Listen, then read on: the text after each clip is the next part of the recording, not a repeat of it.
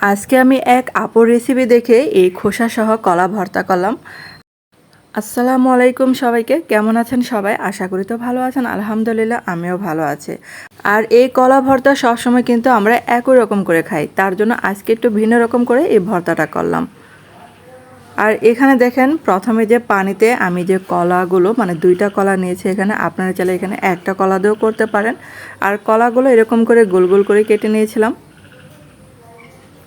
তারপর এখানে যে আস্ত রসুন আমি এই যে দিয়ে দিলাম, আর এই যে কিছুটা এই যে মানে শুকনা মরিচ যেটা সেটাই দিয়েছি এখানে সিদ্ধ হওয়ার জন্য।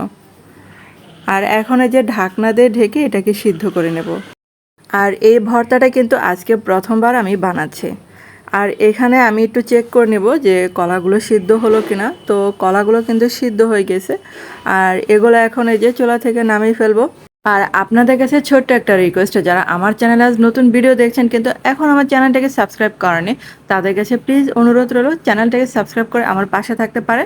আর এই যে দেখেন সবগুলোই কিন্তু আমি পানি থেকে তুলে ফেলছি। এগুলাকে এখন এই যে ঠান্ডা করে নেব। তারপর ঠান্ডা করে এখন এই যে ব্লেন্ডারে জারে আমি সবগুলো ঢেলে নিচ্ছি। তো আমি যেহেতু 2টা মানে কলা দিয়েছি, তার জন্য এখানে 2বারই আমি ব্লেন্ড করে নেব। আর এই যে এখানে রসুনগুলা যেহেতু আমি এই যে কেটে দিয়েছিলাম মানে এই যে গোড়াটুকু, আর এগুলো যে এখানে চাপ দিলে দেখেন এই যে আস্তে আস্তে মানে সিদ্ধ রসুনগুলা বের হয়ে যাবে।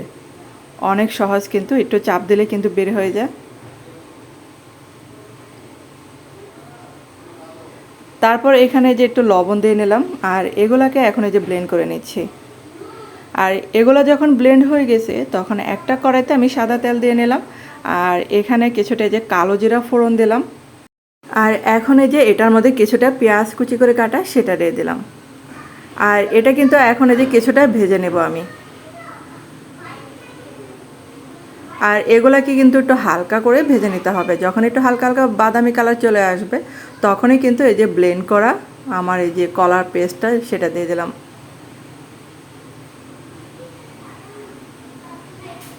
আর আপনারা চাইলে কিন্তু এটা শিলপাটায় একদম পানি ছাড়া বেটে নেবেন। আমি ব্লেন্ডারে ব্লেন্ড করে একটু পানি দিয়েছিলাম কারণ ব্লেন্ড হচ্ছিল না। আর আপনারা কিন্তু চাইলে মানে শুধুই পানি ছাড়া ব্লেন্ড করে নেবেন। তারপরে যে আবারও মনে হলো লবণ কম, আর একটু লবণ অ্যাড করলাম। আর আপনারা চাইলে কিন্তু এখানে হলুদ দিতে পারেন, তো ভর্তা যেহেতু হলুদটা আমি বাদ দিলাম। আর এই যে হয়ে গেল মানে খোসা সহ কলার ভর্তা। তো আপুর রেসিপি দেখে আজকে প্রথমবার এটা ট্রাই করলাম। যদি এই ভিডিওটা ভালো লেগে থাকে তাহলে কিন্তু একটা লাইক দিতে ভুলবেন না, আর খুব সহজে কিন্তু অনায়াসে এটা বানাতে পারেন। তো ধন্যবাদ সবাইকে এই ভিডিওটা দেখার জন্য। ভালো থাকবেন, সুস্থ থাকবেন, দেখা হবে কিন্তু পরবর্তী ভিডিওতে।